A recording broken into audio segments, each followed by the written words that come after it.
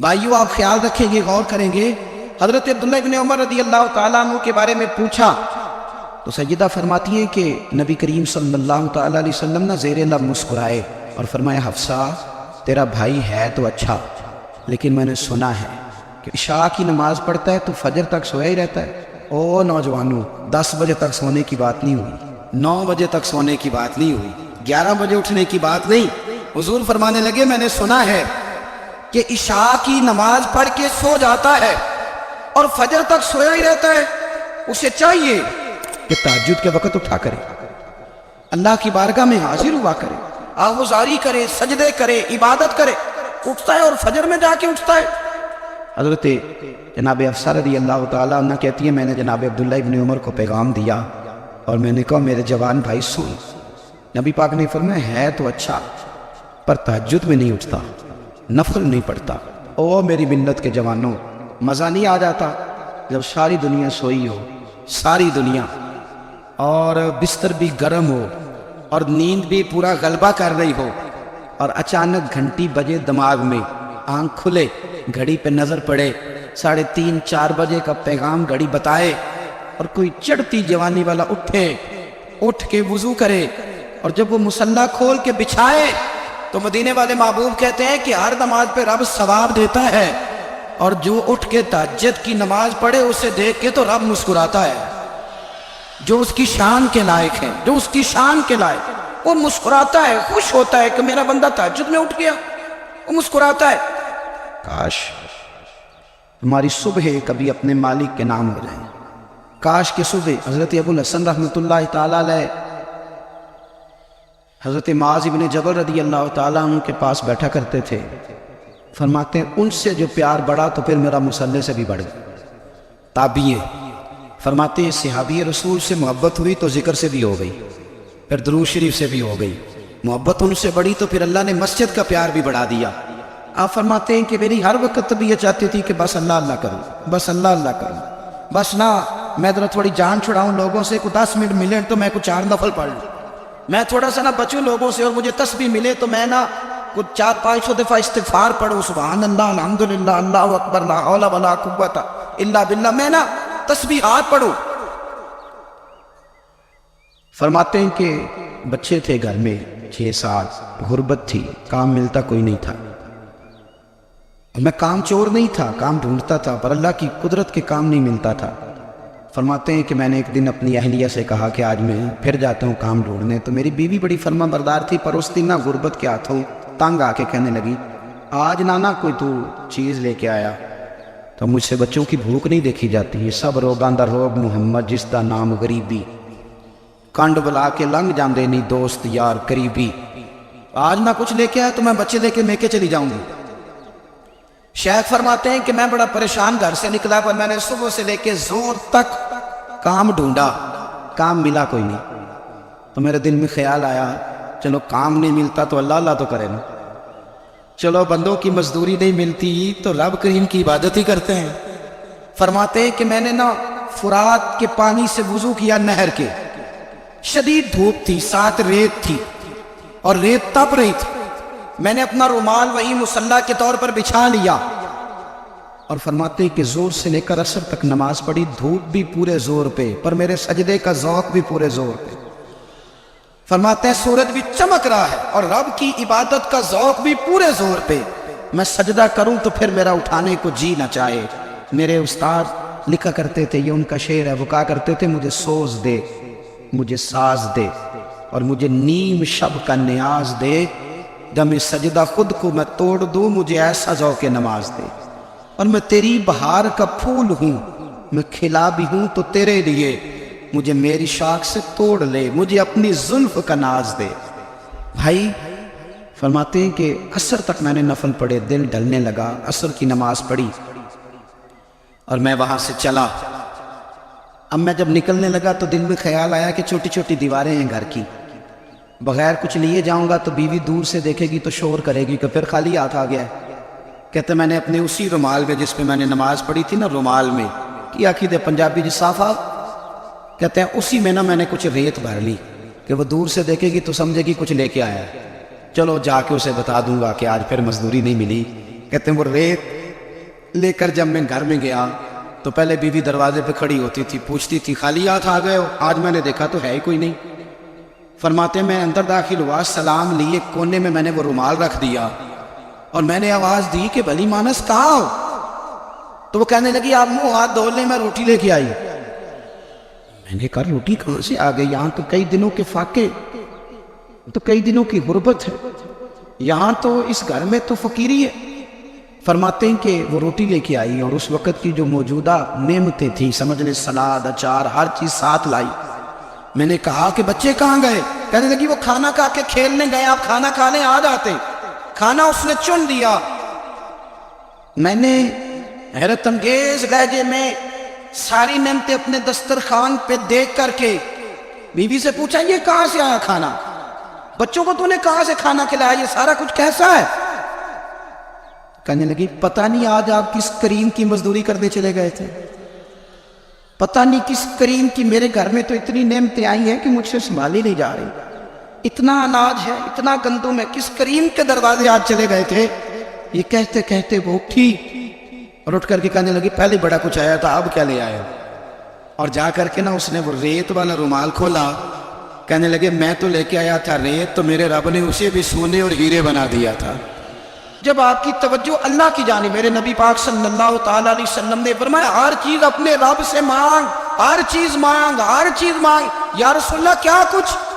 میرے محبوب نے فرمایا تیرے گھر میں نمک بھی ختم ہو جائے تو وہ بھی اپنے رب سے مانگا کر، تو مانگنا وہ تجھے دے گا، تو اس کی بارگاہ میں کشکول طرف دراز تو کرنا۔ اور ترمذی شریف میں عجیب لفظ ہے، رسول کائنات نے فرمایا، رب کریم فرماتے جب میرا بندہ ہاتھ اٹھاتا ہے نا تو مجھے حیا آتی ہے کہ میں خالی کیسے لوٹا دوں اس کے۔ اتنے بڑے بادشاہ کی بارگاہ میں، او بھائی لوگوں سے عزتیں تلاش کرتے ہو تو وہ کیا تمہیں عزت دیں گے؟ وہ تو کل اچھا کہتے ہیں پرسوں برا کہنے لگ جاتے ہیں۔ لوگوں کے سامنے گڈ بک میں آنا چاہو گے تو وہ تو سویرے تمہارے بارے میں کچھ کہیں گے، شام کچھ اور کہیں گے۔ اپنی روحانی زندگی آباد کریں، اپنے مسلح کو وقت دیں، اور دنیا سے چھپ کر اس موبائل کو بند کر کے اور اپنے آپ سے بھی چھپ کے اور تنہا ہو کے چھپا کے سارا کچھ اپنے آنسو اپنے رب کی بارگاہ میں پیش کرے، اس کے حضور حاضری دے۔ سنو نا ترمذی کی حدیث، اور اسے یاد رکھنا، نبی پاک علیہ السلام نے فرمایا اپنے دکھ لوگوں کے سامنے نہ بیان کرنا، سیٹھوں نوابوں کو نہ بتاتے پھرنا، دنیا داروں کے سامنے جا کے نہ رونا کہ میں تکلیف میں ہوں۔ اور میں اگر دنیا داروں کو دکھ بتاؤ گے رب تمہیں کبھی غنی نہیں کرے گا، اور لوگ ہیں کہ الٹا مذاق اڑائیں گے۔ آپ کی جس سے بڑی پکی یاری ہے نا، پکی، وہ تب تک پکی ہے جب تک آپ نے 50,000 مانگا نہیں، اور جس وقت آپ نے کہہ دیا کہ میں مجبور ہوں میری مدد کر تو پھر ختم ہو گئی دوستی۔ لوگوں کی تعلقات آپ کے ساتھ تب تک ہیں جب تک آپ ان سے کوئی ضرورت وابستہ نہیں کرتے۔ کریم محبوب فرمانے لگے بندوں کے سامنے دکھ نہ بیان کرنا، اللہ تجھے کبھی غنی نہیں کرے گا۔ تو اپنے دکھ اپنے رب کو بتا، تو دعائیں مانگ، تو اس کی بارگاہ میں حاضر ہو، تو اس کے حضور عرض کر۔ فرمایا اپنے دکھ اپنے رب کو بتا، وہ جلدی کرے یا دیر سے کرے تجھے ساری دنیا سے بے نیاز کر دے گا، تجھے کسی کا محتاج نہیں رہنے دے گا۔ اپنے مسلح کو، اپنی دعاؤں، ایک بزرگ فرماتے میں نے دعا مانگنے کا طریقہ اپنی بیوی سے سیکھا۔ دعا مانگنے کا طریقہ اپنی، سیکھنے والے تو اپنے بچوں سے بھی سیکھ لیتے ہیں، سیکھنے والے تو ہر ایک سے سیکھتے ہیں۔ وہ کہتے ہیں میں نے دعا مانگنے کا سلیقہ اپنی بیوی سے سیکھا ہے۔ حضرت وہ کس طرح؟ فرمانے لگے میری بیوی نے نا مجھے کوئی کام بتایا، کچھ پیسوں کی ضرورت کے لیے کہا، تو میں نے اسے کہا کہ بھئی ابھی میرے پاس نہیں ہے، کچھ دنوں میں آتے ہیں تو میں دے دوں گا۔ عورتوں کی عادت ہوتی ہے وہ بار بار یاد کراتی ہیں، 2-4 دنوں کے بعد پھر اس نے کہا حضرت وہ میں نے کہا تھا کچھ پیسے، میں نے اسے کہا کہ ابھی میرے پاس نہیں ہے، کچھ دنوں میں ملتے ہیں تو میں تمہیں دے دوں گا۔ اس نے کچھ دنوں کے بعد پھر کہا حضور وہ میں نے کچھ پیسے کہے تھے۔ فرماتے میں نے ڈانٹ دیا، میں نے کہا کہ کیا تو روز مجھے شرمندہ کرتی ہے، کہا نا میرے پاس نہیں ہے، ہوں گے تو دے دوں گا، تو روز یاد کراتی ہے۔ فرماتے اس نے پہلے تو میری ڈانٹ کو سہا، پھر میرے سخت جملوں نے اس کی آنکھوں میں آنسو پیدا کر دیے، پھر اس نے اپنے آنچل میں اپنی اس دکھ کو سمیٹا، اور پھر اس نے ایک جملہ کہا تو میں رو پڑا، اور مجھے اپنے رب سے مانگنے کا طریقہ آ گیا۔ مجھے کہنے لگی حضرت جی آپ نے ڈانٹ دیا، میں نے سہ لیا، پر آپ ہی میرے شوہر ہیں، بتائیں نا آپ سے نہ کہوں تو میں کس سے جا کے کہوں۔ فرماتے ہیں میں رو پڑا، اور میں کھل کے رویا، اور میں تڑپ کے رویا، اور پھر میری سسکیاں بند گئی تو مجھے کہنے لگی آپ کو کیا ہوا؟ میں نے کہا مجھے بھی دعا مانگنی آ گئی ہے۔ جب میں اسے کہوں گا نا اللہ تو ہی میرا رب ہے، میں تجھ سے نہ کہوں تو میں کس سے جا کے کہوں؟ میں کیوں کسی بندے سے سوال کروں؟ میں کیوں کسی دنیا دار سے کہوں؟ میں تیرے بندوں کا، نیک بندوں کا وسیلہ لے کے، تیرے محبوب کی غلامی لے کے تیری بارگاہ میں آیا، تجھ سے نہ مانگوں تو کس سے مانگوں؟ سمجھ آ گئی ہے؟ جب میں اس رنگ میں مانگوں گا تو پھر رب میرے اوپر بڑا ہی فضل فرمائے گا، وہ میرے اوپر بڑی رحمت کرے گا، وہ میرے لیے آسانیاں کرے۔ عزیز دوستو، ہم اس طرح کرنے لگ گئے ہیں کہ ہم نے نا اپنے تعلقات پر اعتماد کرنا شروع کر دیا ہے۔ میرے تعلقات بہت ہیں، ہم نے اپنی دولت پر اعتماد کرنا شروع کر دیا ہے، میرے پاس دولت بہت، ہم نے اپنے علم پر، اپنی شہرت پر اعتماد کرنا شروع کر دیا ہے کہ میرے پاس فلاں چیز بہت ہے۔ یاد رکھنا، جب بے نیاز اپنی صفت بے نیازی دکھاتا ہے تو بڑی بڑی دولتوں والے مجبور نظر آتے ہیں۔ بھائیو، جب انسان کا رشتہ اپنے مالک کے ساتھ ہوتا ہے پھر تو غم بھی کچھ نہیں کہتے، پریشانیاں بھی کچھ نہیں کہتی، پھر تو زندگی صبر والی، پھر تو زندگی توکل والی، پھر تو زندگی بھروسے والی، پھر انسان اپنے آپ کو رسوا نہیں کرتا، دنیا داروں سے امیدیں اس کی ختم ہو جاتی، امیدیں اللہ رسول سے لگا لیتا، مضبوط ہو جاتا ہے، مضبوط، طاقتور ہو جاتا ہے، خوددار ہو جاتا ہے، باوقار باعزت ہو جاتا ہے۔ حضرت بین الدانا رحمۃ اللہ علیہ بیٹھے تھے تو ہارون رشید حج کر کے آ رہا تھا، تو رستے میں حضرت شیخ سے ملاقات ہو گئی تو السلام علیکم کے بعد کہنے لگا حضور کوئی حکم ہو تو بتائیے گا۔ تو حضرت بین الدانا فرمانے لگے تیرا رب کون ہے؟ اس نے کہا اللہ۔ تو فرمایا میرا کون ہے؟ کہا اللہ۔ فرمانے لگے تو بڑا ہی بیوقوف ہے، کیا تو یہ سمجھتا ہے کہ رب ہارون رشید کو تو دے گا اور بین الدانا کو بھول جائے گا؟ تیرا بھی وہی رب ہے، میرا بھی وہی رب ہے، اس نے اگر تجھے دے کے آزمایا ہے تو ہو سکتا ہے مجھے نہ دے کے آزما رہا ہو، جب اس کی حکمت کے تقاضے ہوں گے تو عطا کرے گا اور دے گا، تو جا اپنا کام کر۔ بھائی، اپنی روحانی زندگی، اپنی عبادات، اپنے وظائف، اپنے روزمرہ کے معاملات، اپنی دعائیں، اپنا استغفار، دیکھو کوئی مشکل کام تو نہیں 2 رکوع ہے سورہ واقعہ کے اگر رات کو پڑھ لی جائے تو۔ میں کس طرح یہ بات بیان کروں کہ تعویذ بانٹنا آسان ہے اور وظیفہ بتانا مشکل ہے؟ سارا دن تعویذ بانٹیں تو لوگ لینے کو تیار ہیں، اور اگر آپ وظیفہ بتائیں تو کہتے ہیں تو مشکل کام ہے۔ او خدا کے بندے، اگر آپ کا تعلق قرآن پاک کے ساتھ مضبوط ہو، قرآن پاک کے ساتھ اگر آپ کا رشتہ ہو، لوگ سفارشی ڈھونڈتے ہیں نا دنیا میں کوئی تعلق مل جائے تو میرا کام ہو جائے، دنیا میں اتنا مشکل معاملہ ہے، آخرت میں مجھے بتائیے گا کتنا مشکل معاملہ ہوگا۔ میرے نبی پاک صلی اللہ تعالیٰ علیہ وسلم نے فرمایا جو لوگ سورہ ملک پڑھا کرتے تھے نا، سورہ ملک، یہ سورۃ ملک قیامت میں ان کی سفارش کرے گی، اور اس طرح کرے گی کہ کہے گی اے اللہ یا اس بندے کو جنت میں داخل کر دے یا مجھے قرآن پاک سے علیحدہ کر دے، تو رب فرمائے گا جا اس کا دامن تھام کے اسے جنت تک پہنچایا۔ آپ بات کو سمجھیں، جب آپ کے تعلقات اپنے معاملات کے ساتھ مضبوط ہوں گے، یہ نبی کریم نے وعدہ کیا ہے کہ تو سورۃ واقعہ پڑھ تیرے گھر میں فاقہ نہیں آئے۔ حضرت عبداللہ ابن مسعود رضی اللہ تعالیٰ عنہ بیمار تھے تو حضرت عثمان غنی رضی اللہ تعالیٰ عنہ تیمارداری کے لیے تشریف لے گئے اور جا کر کے کہا کہ آپ بڑے بیمار ہیں، آپ کی بیٹیاں زیادہ ہیں، میں چاہتا ہوں کہ خزانے میں سے کچھ مدد کروں۔ تو سیدنا عبداللہ ابن مسعود رضی اللہ تعالیٰ عنہ اٹھ کے بیٹھ گئے اور کہنے لگے امیر المومنین، اللہ آپ کو میری طرف سے، میری بیٹیوں کی طرف سے بہتر صلہ دے، میری بیٹیوں کو کسی خزانے کی ضرورت نہیں، میں نے انہیں خزانہ دے دیا ہے۔ کہا جناب آپ نے کون سا خزانہ دیا ہے، میں آپ کے مالی معاملات کو جانتا ہوں۔ تو فرمانے لگے امیر المومنین، میرے نبی کریم نے فرمایا ہے جو سورۃ واقعہ پڑھے اسے کبھی فاقہ نہیں آتا، میں نے بیٹیوں کو یاد کرا دی ہے، یہ خزانہ میں نے انہیں دے دیا ہے۔ وہ سارے والدین سنیں جو بیٹیوں کے لیے پریشان رہتے۔ حضرت عبداللہ ابن مسعود نصیحت کر رہے ہیں، فرمانے لگے میں نے سورۃ واقعہ یاد بھی کرا دی ہے، پڑھنے کی عادت بھی ڈال دی ہے۔ حضور نے فرمایا ہے جو سورۃ واقعہ پڑھے اسے فاقہ نہیں آتا۔ کہنے لگے چاند تو اپنی جگہ چھوڑ سکتا ہے، سورج گر سکتا ہے، تارے ٹوٹ سکتے ہیں، پر مدینے والے رسول کی بات غلط نہیں ہو سکتی۔ حضور نے فرمایا فاقہ نہیں آئے گا تو انشاءاللہ کبھی بھی نہیں آئے گا۔ کرنے کا کام یہ ہے کہ ہم اپنے معاملات، اپنی عبادات، اپنی دعائیں، کبھی 10 منٹ عادت ہو جائے نا دعا مانگنے کی علیحدہ سے رات کو۔ حضور نے فرمایا جو فرض نماز کے بعد دعا مانگے اللہ اس کی قبول کر لیتا ہے۔ نبی پاک صلی اللہ تعالیٰ علیہ وسلم نے فرمایا اللہ مسافر کی دعا قبول فرماتا۔ حضور نے فرمایا اللہ مظلوم کی دعا قبول فرماتا۔ حضور نے فرمایا بیمار سے دعا کراؤ اللہ اس کی دعا قبول فرماتا ہے۔ میرے نبی پاک نے فرمایا ماں باپ جب بھی اولاد کے لیے ہاتھ اٹھائیں، ویسے تے بلے شاہ تو آسمانی اٹھ دیا ہی پڑھ دیں، جیڑا گھر بیٹھا انہوں پڑھے ہی نہیں۔ حضور فرمانے لگے ماں باپ جب بھی اولاد کے لیے دعا فرمائیں اللہ ان کی دعا کو قبول کرتا ہے۔ آپ اپنا تعلق بنائیں، دعا کے ساتھ، عبادت کے ساتھ، مصلی کے ساتھ رشتہ بنائیں، استغفار پڑھیں۔ صلاح الدین ایوبی صلیبی جنگوں میں تھے، رات کو مسجد اقصیٰ میں نماز پڑھی تو پریشان تھے۔ ایک بزرگ سے ملاقات ہوئی تو وہ کہنے لگے کہ آپ بڑے پریشان ہیں۔ کہنے لگے حضور پریشان اس لیے ہوں کہ پہلے ہی مسلمان کمزور ہے، اب میں نے سنا ہے دشمن کا ایک بحری بیڑا وہ جنگی سامان سے بھرا ہوا آ رہا ہے، تو اب ان کے پاس اور تلواریں اور نیزے آ جائیں گے، مسلمانوں کے پاس پہلے ہی وسائل کی کمی ہے، پریشان ہو کس طرح کر کے مقابلہ کریں گے۔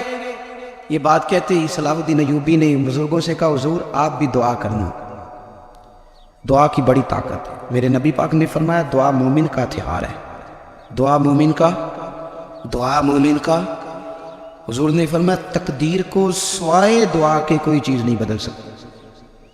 دعا مومن کا ہتھیار ہے، یہ کافر کے پاس کوئی نہیں، یہ ہتھیار ہے مومن کا۔ اللہ کرے آپ کو سمجھ آئے، پھر سنے کئی بار کہہ چکا ہوں یہ ہتھیار ہے۔ کافر کے مقابلے میں جو تیرے پاس سب سے بڑا ہتھیار ہے وہ دعا ہے۔ دعائیں کرانی چھوڑ دی، کرنی چھوڑ دی، لینی چھوڑ دی۔ حضرت سیدنا انس بن مالک رضی اللہ تعالیٰ عنہ فرمایا کرتے تھے میں نے وہ رنگ دیکھا ہے جب حضور دعا مانگتے تھے اور حضور کی مقدس آنکھوں میں آنسو بھی ساتھ ہی بہا کرتے، میں نے وہ انداز دیکھا۔ تو صلاح الدین ایوبی بزرگ سے کہنے لگے آپ بھی دعا کیجیے، اور خود رونے لگے اور سر سجدے میں رکھ کے رونے لگے، اور عشاء سے لے کر فجر تک روئے، خوب روئے۔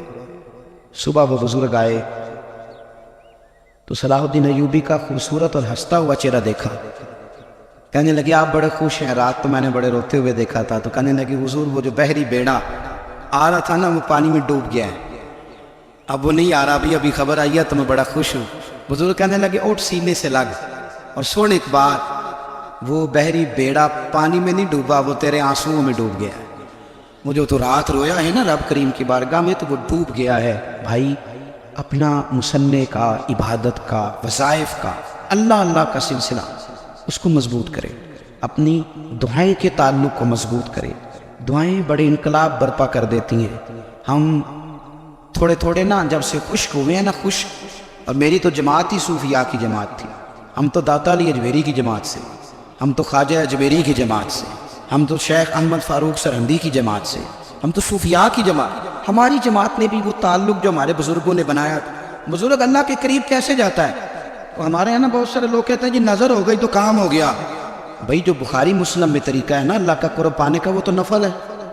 نبی کریم علیہ السلام نے فرمایا بندہ نفلوں کے ذریعے رب کے قریب جاتا ہے، اور اتنا قریب جاتا ہے کہ پھر اللہ اس کی زبان بن جاتا ہے، اللہ اس کی آنکھیں بن جاتا ہے، کان بن جاتا ہے، ہاتھ اور پیر بن جاتا ہے۔ تو یہ تو عبادت ہے، یہ تو اللہ کی بارگاہ کی حاضری ہے جو آپ کو اللہ کے قریب کرے گی۔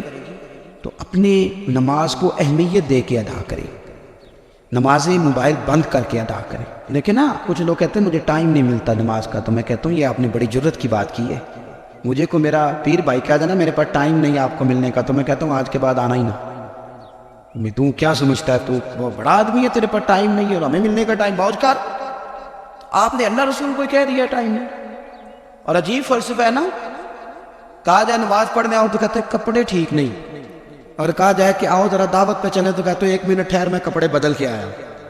نماز کے لیے کہا تو کہتے ٹھیک نہیں، دعوت کے لیے کہا تو کہتے میں ذرا تیاری کر لوں، یوں جانا مناسب نہیں۔ امام نہ ٹھیک نہیں، رب تو فرماتا ہے کہ جب تو مسجد میں آ تو زینت اختیار کر کے آ، خوب ذوق سے دعا مانگے، خوب شوق سے نماز پڑھے، خوب استغفار کا مزاج بنائے۔ آپ لوگوں کے بیچ رہ کے سوکھ حاصل کرنا چاہتے تھے، لیکن آپ کو پتہ ہے کئی مہینے غارِ ہرا میں رہنا بھی مدینے والے محبوب کا طریقہ ہے۔ ہر سال اعتکاف بیٹھنا الگ سے، یہ بھی حضور کا طریقہ ہے۔ یہ تو ہوا کہ انسان گمراہ ہو گیا، غلط رستوں پہ چل نکلا، اس نے جھوٹے معبودوں کی طرف معاذ اللہ توجہ کر لی، لیکن وہ کسی نہ کسی کے سامنے جھکتا رہا، چونکہ اس کے وجود میں طلب تھی، شوق تھا اسے کہ وہ عبادت کرے۔ اللہ تبارک و تعالیٰ جب مسلمان کو توفیق دے اور اللہ کی بارگاہ کی جانب وہ رجوع کرے تو پھر اس کا رویہ یہ ہونا چاہیے کہ اس کی توجہ ہو اللہ کی جانب۔ ہمارے یہاں تسبیحات پڑھ لی جاتی ہیں اگر کبھی موقع ملے، لیکن وہ خاص انہماک، وہ خاص شوق، وہ خاص ذوق اللہ تبارک و تعالیٰ کی عبادت کا، ایک ہوتا ہے نماز پڑھنا، ایک ہوتا ہے اہتمام کے ساتھ نماز پڑھنا، یعنی ذرا وقت پہ اٹھنا، ذرا صحیح کر کے وضو کرنا، ذرا شوق سے مصلی بچھانا۔ ایک ہوتا ہے تسبیح پڑھ لینا اور ایک ہوتا ہے ذرا تھوڑا سا شوق کے ساتھ اللہ کو یاد کرنا۔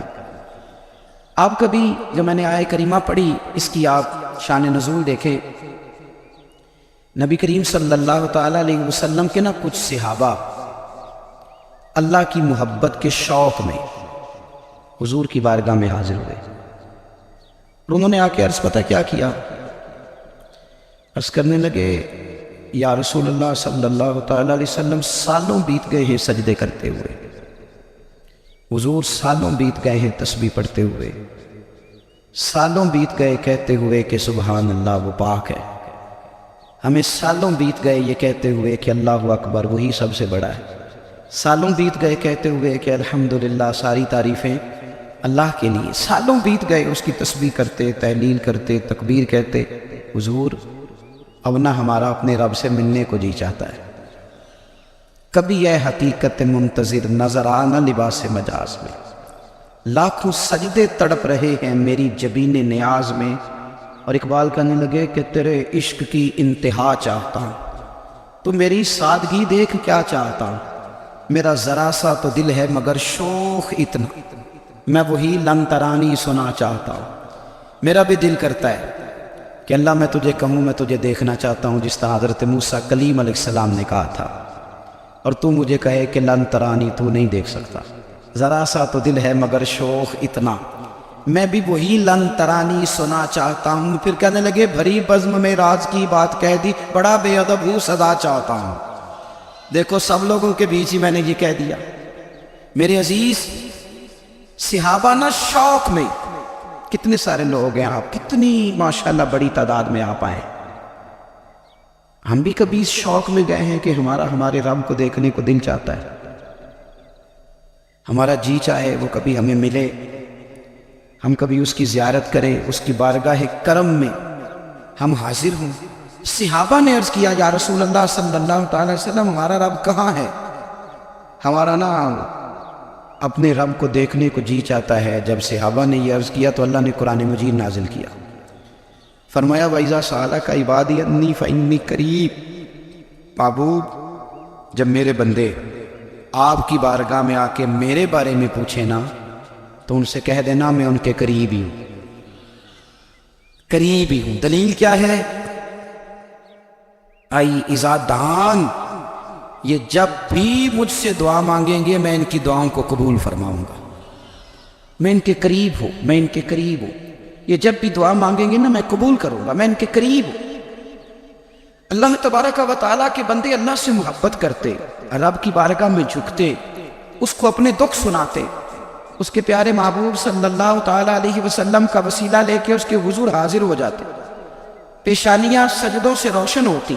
ہم نہ ہر چیز کے لیے وقت نکالتے ہیں، ہر چیز کے لیے، لیکن عبادت کے لیے وقت نہیں نکالتے۔ ہر شے آباد ہے، ہر شے، ہماری فیس بک بھی آباد ہے، واٹس ایپ بھی آباد ہے، ہمارے ٹویٹر بھی آباد ہیں، ہماری ہر چیز آباد ہے، سب سے کم آباد ہمارا مصلی رہ گیا ہے، سب سے کم۔ وہ لوگ اب ڈھونڈنے سے ملتے ہیں جن کی بغل میں مصلی ہوتا تھا۔ میرے بھائی آپ کتنا کو دنیا کے پیچھے بھاگو گے تھکا دے گی، کتنا دولت کے پیچھے بھاگو گے تھکا دے۔ آپ جب اپنی زندگی میں جمع تفریق کرو گے نا تو مرتے وقت احساس ہوگا کہ سارا کچھ تو لوگوں کے لیے کیا، اپنے لیے تو کر ہی کچھ نہیں سکے۔ اور ہم عبادت کے معاملے میں بہانے بازی بھی کرتے ہیں، ہم کہتے ہیں خو رزق کمانا بھی تو عبادت ہی ہے نا، تو میں حلال روزی کے لیے جا رہا ہوں یہ بھی تو عبادت ہے نا۔ میری طرح کے لوگ کہہ دیتے ہیں کہ میں سویرے اٹھ کے مدرسے میں کچھ اسباق دیکھتا ہوں تو یہ بھی تو عبادت ہے، میں بیان کرنے کے لیے مطالعہ کرتا ہوں تو یہ بھی تو عبادت ہے نا، اتنے لمبے سفر کر کے ملک میں دنیا میں گھومتا ہوں تو یہ بھی تو میں عبادت ہی کر رہا ہوں۔ اب اسپیشل نفلوں کے لیے وقت کس طرح نکلے؟ स्पेशल करके तस्बीह मैं कैसे चलाऊं, मैं सारा कुछ हम बहाने बना लेते हैं ना। मेरा सवाल ये है कि ये सारी बातें सहाबा को, नबी करीम को, दीगर लोगों को भी तो पता थी ना। लेकिन आप गौर तो करें, 23 साल हुजूर को वक्त मिला, मुख्तसर वक्त ज़ाहिरन तबलीग करने के लिए। पूरी दुनिया में दीन भी फैलाना है, घर में 11 अज़वाज है, 4 बेटियां हैं, उनकी औलादें, सारे काम काज भी देखने हैं। लेकिन सैयदा तैयबा ताहिरा हज़रत आयशा सिद्दीक़ा रज़ी अल्लाह ताला अन्हा फरमाती है, सारा दिन तबलीग करते, हर गुलाम के दुख सुनते, घर में आते तो अपने घर वालों का ख्याल करते, काम में हमारा हाथ बटाते। कुर्बान जाऊं, कहती है ज़माना सारा सो जाता लेकिन आमना के लाल मुसल्ला बिछा लेते। दुनिया सो गई, सारी सब सो गए, जो खुदाम थे, वो जो गुलाम थे, वो सो गए। सही मुस्लिम में लफ्ज़ मिलेंगे, सैयदा पाक फरमाती है, ओ मेरे नबी के गुलामों, मैंने ये रंग भी देखा है कि हुजूर ने इतना खड़े रहे, इतना क़याम किया, इतना क़याम किया कि मुक़द्दस पैरों में वरम आ गए, सूज गए पैर। इतने बड़े दिल पे हाथ रख के नहीं बता सकता कि मेरे कभी नमाज में पैर सूज गए, कोई नहीं बता सकता। बच्चों की रोटी कमाते थक गए, बात अलग है। हम सैर करने गए तो थक गए, बात अलग है। लेकिन इबादत में ये भी तो मुस्लिम शरीफ है ना, ये भी तो दीन है ना, ये भी तो हुजूर की सुन्नत है, ये भी तो वो चीज़ है जो करीम की आंखों की ठंडक है। सैयदा फरमाती पैरों में वरम आ गए। सारी रात ही हुजूर ने नमाज पढ़ी और एक ही आयत बार बार दोहराई। मस्जिद नबी में बिलाल हबशी ने फजर की अजान दे दी और हुजूर अभी मुसल्ले पे थे। करीम फारिग हुए, मैंने अर्ज की, या रसूल अल्लाह सल्लल्लाहु अलैहि वसल्लम, आपके तो सदके अल्लाह अगले पिछलों के गुनाह माफ करेगा, तो आप इतनी आगोजारी क्यों फरमाते हैं? आप तो शफी हैं, आप तो अंबिया के इमाम हैं। तो हुजूर ने फरमाया, आयशा तुमने गिनवाया है ना मेरे अल्लाह की मुझ पर कितनी रहमत है। अफला अकूना अब्दन शुकूरा, फरमाया अगर उसने इतनी नेमतें दी है तो क्या मैं उसका शुक्रगुजार बंदा ना बनूं? मैं शुक्रगुजार बंदा ना बनूं उसका? फिर अगर इतनी नेमतें उसने दी है, मुझे इतना नवाजा है, तो फिर मैं उसके सामने सजदे ना करूं? ओ मेरे भाई, बड़े काबिल फ़ख्र लोग हैं हम कि हम नबी पाक के गुलाम हैं। हम काबिल फ़ख्र हैं कि नबी करीम के गुलाम हैं। क्या कभी इस गुलामी के शुक्राने में भी 2 नफल पढ़े? या अल्लाह तेरा शुक्र है तूने हमें हुजूर का गुलाम बनाया। याद रखें कि अपनी रूहानी जिंदगी को आबाद करें, इस्तिग़फ़ार पढ़ें, तस्बीहात करें, कुछ हमारा रिश्ता मुसल्ले के साथ मजबूत करें।